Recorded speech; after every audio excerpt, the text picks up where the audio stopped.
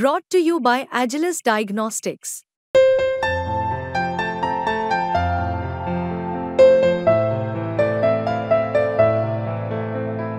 Agilus Diagnostics.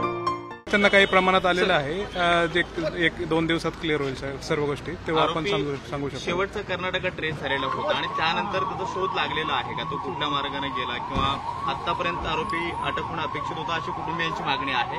Police कुठल्या लेवलला काम करतात? नाही, तपास चालू आहे. आम्हाला निश्चितच काही प्रमाणात यश भेटलेलं आहे त्याच्यामध्ये आणि जेव्हा सगळ्या गोष्टी क्लिअर होतील तर आपल्याला सांगण्यात येतील त्या पद्धतीने. हिंदी में जानना चाहेंगे क्या डेवलपमेंट जांच में क्या कुछ पाया गया है, क्या कुछ कहेंगे? डेवलपमेंट बहुत ही पॉजिटिव है उसके बारे में और एक दो दिन में सब चीजें क्लियर हो जाएगी. आरोपी हिरासत में लिया जाएगा तब आपको इन्वेस्टिगेशन के बारे में बता दिया जाएगा. क्या लास्ट लोकेशन को लेकर के कोई और जानकारी मिल पा रही है? उसका फोन एक्टिव है नहीं है, क्या उसने डिस्ट्रॉय कर दिया? ये कुछ बातें अगर बता पाए आप. हमारे पास जानकारी है और उसके अनुसार इन्वेस्टिगेशन चल रहा है और हम पॉजिटिव डायरेक्शन में है. आखिरी लोकेशन कर्नाटका बताया जा रहा है, क्या आगे का लोकेशन कुछ पता चला आप लोगों को?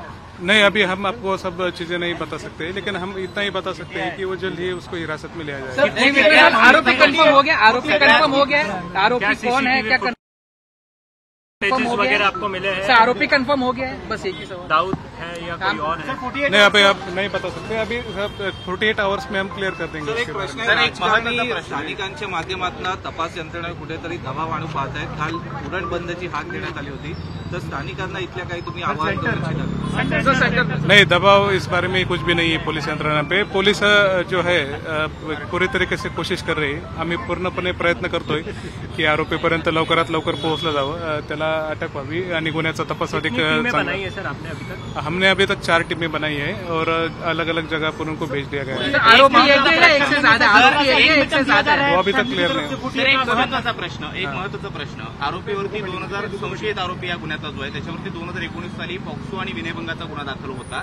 घटनेच्या वेळी आरोपी इथंच राहत होता की खास गुन्ह्यासाठी तो या ठिकाणी आलेला होता, असं प्राथमिक दृश्य आपल्याला स्पष्ट झालंय. नाही, आपल्याला आता काही गोष्टी ज्या क्लिअर झालेल्या आहेत ते तपास चालू आहे त्याच्या माध्यमातून. Thank you sir, thank you. माहितीच्यानुसार तपास चालू आहे.